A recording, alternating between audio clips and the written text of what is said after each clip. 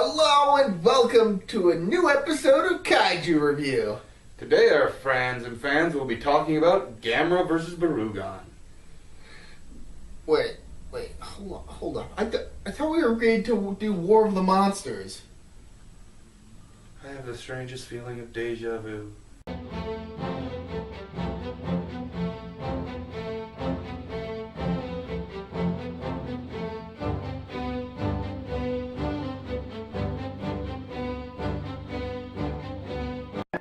The film starts out with a recap of Gamera the Invincible, or Gamera the Giant Monster. Your choice.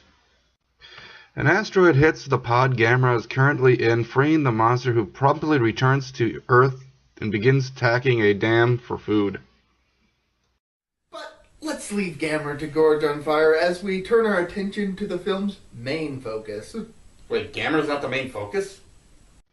In the back of a shop, a group of guys, Keisuke, Onodera, and Kawajiri, gather to plan a trip to an island to find a large opal that Keisuke's older brother, Kano, found during World War II.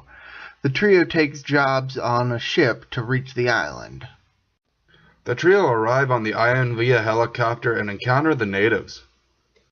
That's good that they made it to the island and all, but how are they going to make it back? I mean, that helicopter just left. Well, the ship will swing back around and pick them back up, I think. Oh, okay. But I'm not really sure. They could be trapped on the island. Oh, no. But you're probably right. The ship will probably come pick them up. Yeah. They also meet Dr. Matsushita, who is staying in the village to help the locals. The trio are warned against going into the Valley of Rainbows, which happens to be their destination. Of course, Onodera speculates that the treasure must be there. Obvious, villain. It's obvious.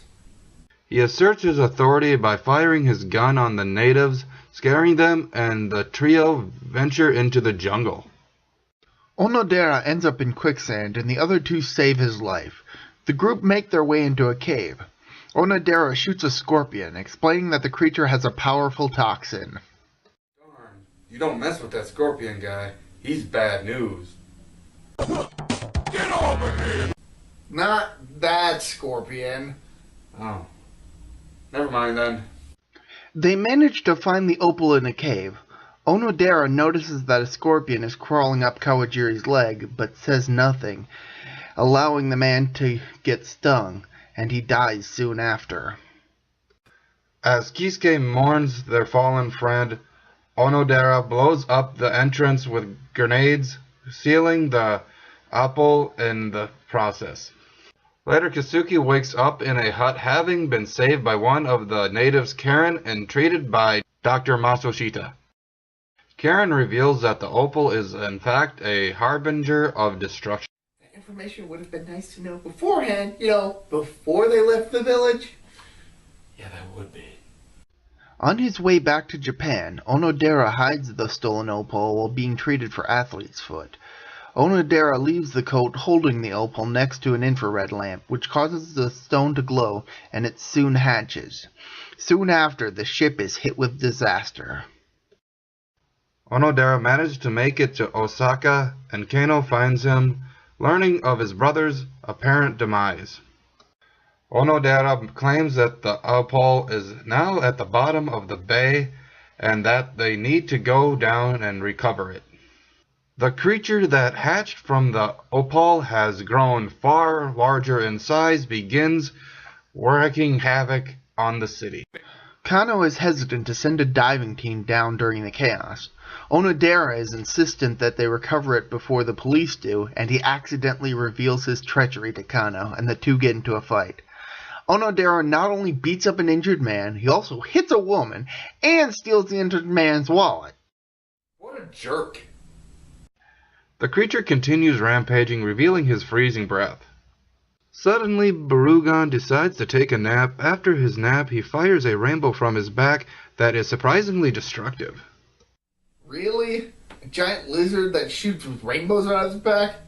Come on, what's next? A bat creature that shoots lasers out of its mouth? I have the strangest feeling of deja vu. And then Gamera finally returns to the film that bears his name. Keisuke and Karen arrive in Japan. Gamera also arrives, and he and Barugon begin to fight. Barugon tries freezing Gamera, but the turtle keeps on fighting, drawing purple blood. Gamera unfortunately succumbs to the cold, and Barugon stands victorious. Karen claims she knows a way to stop Barugon. Another plan? Not again. Last time there was a plan, they never told me. Dude, give her some space so that she can tell us the plan. Oh, great. Look, you scared her away. Now she's not going to tell us the plan at all. Way to go. I do it again, too. Kasuki confronts Orodea, and the two get into a fight. Karen helps Kasuki, who managed to subdue Orodea and ties him to a pole. Later, Karen explains to the authorities that Barugon is weak against water, and that he's attracted to shiny things like the large diamond she brought from her village. A woman finds and unties Orodea, who learns of the giant diamond and plots to steal it. Dude, just let it go. He's not going to, you know that, right? Using the diamond, the military try to lure Barugon towards Lake Biwa, and they hope to trap the creature in the lake. However, because of its size, the creature is unable to even see the diamond, and the plan fails. Well, just spray him with a hose. That might work. Just maybe.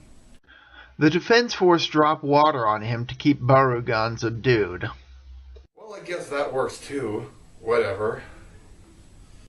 A second plan is set up using a projector to enhance the diamond sparkle, which begins to work. They transfer the projector to a boat to lure Barugon into the lake. Orodea sneaks aboard the boat with the projector and steals the diamond. Orodea is killed and Barugon eats the diamond, preventing the military from stopping the giant lizard. In the aftermath, Kasuki sees the remains of a jeep destroyed by Barugon's rainbow attack and realizes the creature can't harm mirrors. That's just crazy enough to work. What? A plan is formed involving a giant mirror. Tanks are used to provoke Barugon into using his rainbow attack. Attacking the mirror, Barugon is injured by his own beam, but it learns from its mistake and refrains from using the rainbow attack again. Gamera finally thaws himself out. Gamera arrives to finish the fight with Barugon. Gamera bites Barugon, holding him underwater, drowning the lizard. Having won, Gamera flies away as Kasumi and Karen decide to become a couple as the film ends. Well, now isn't that sweet? Man, this was an awesome movie. Yeah, but for his name being in the title, Gamera was barely in it. I mean, they may as well have just called this film Barugon.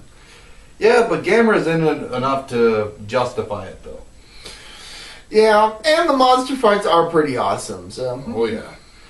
And it's also the only Gamera film that didn't include children until the 90s. We highly recommend checking out this film. Till next time, folks, I'm Tank, this is Protomet. And I have the strangest feeling of deja vu.